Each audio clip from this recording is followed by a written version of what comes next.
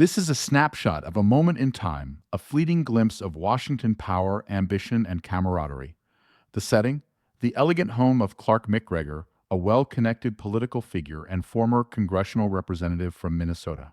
The event took place on March 13, 1980, in honor of General Alexander Haig, then serving as Supreme Allied Commander Europe of NATO forces. Haig, a former White House Chief of Staff under Nixon, was a key figure in Cold War strategy.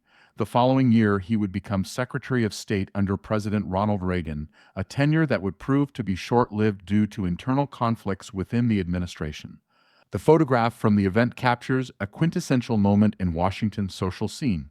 At its center, John Tower, the ever-charismatic senator, is seen smiling as a woman gently cups his cheek in a gesture of warmth and familiarity. The moment suggests both admiration and intimacy, a glimpse into the personal relationships and informal interactions that defined power brokers of the time.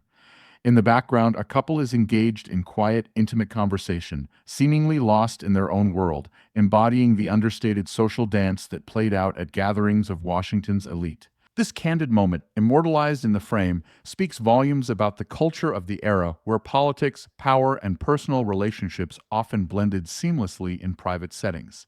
Born in 1925, John Tower was a Texan through and through, a man of grit and intellect who found his way from the Pacific theater of World War II to the corridors of power in Washington. A Republican in a state long dominated by Democrats, he did what many thought impossible. He won Lyndon Johnson's vacated Senate seat in a 1961 special election, marking a turning point for the Republican Party in the South. Tower's campaign was built on a call for a true two-party system, appealing to conservative Texans who were disillusioned with the Democratic establishment. He championed limited government, states' rights, and a strong defense, principles that would define his political career. This image speaks volumes about Tower's persona.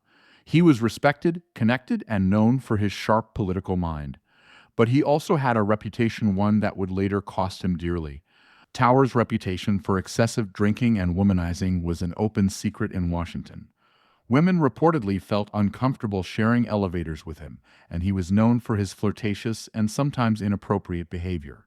Allegations circulated that he had a habit of bottom pinching and making unwanted advances toward women, earning him a notorious reputation among staffers and colleagues. He even admitted publicly, "As a matter of fact, I have broken wedding vows. I think I am probably not alone in that connection." His nomination as Secretary of Defense in 1989 became a referendum on his personal conduct, with the Senate ultimately rejecting him over these concerns, making him the first cabinet pick of a newly elected president to be denied in decades. But Tower was far from alone.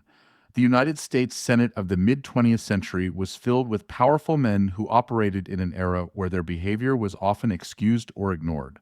The culture of Washington in the 1960s and 1970s reflected the broader Mad Men mentality, whiskey-fueled strategy sessions, smoke-filled rooms where deals were made, and an atmosphere where personal indiscretions were tolerated, if not expected.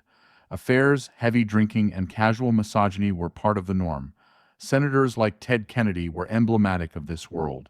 Kennedy's 1969 Chappaquiddick incident, where he drove off a bridge and left a young woman to drown, was a scandal that could have ended his career in another era, but he remained a powerful figure in the Senate for decades. His personal life was notorious, with frequent reports of excessive drinking and womanizing well into the 1980s.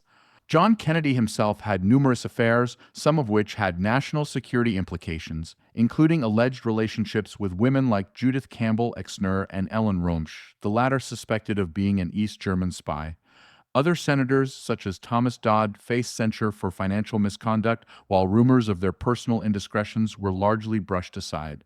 This was a world where powerful men operated with impunity, protected by their positions and the culture of secrecy that surrounded Washington. It wasn't until the 1991 Anita Hill hearings and the rise of more stringent ethical expectations that these behaviors began to be publicly condemned.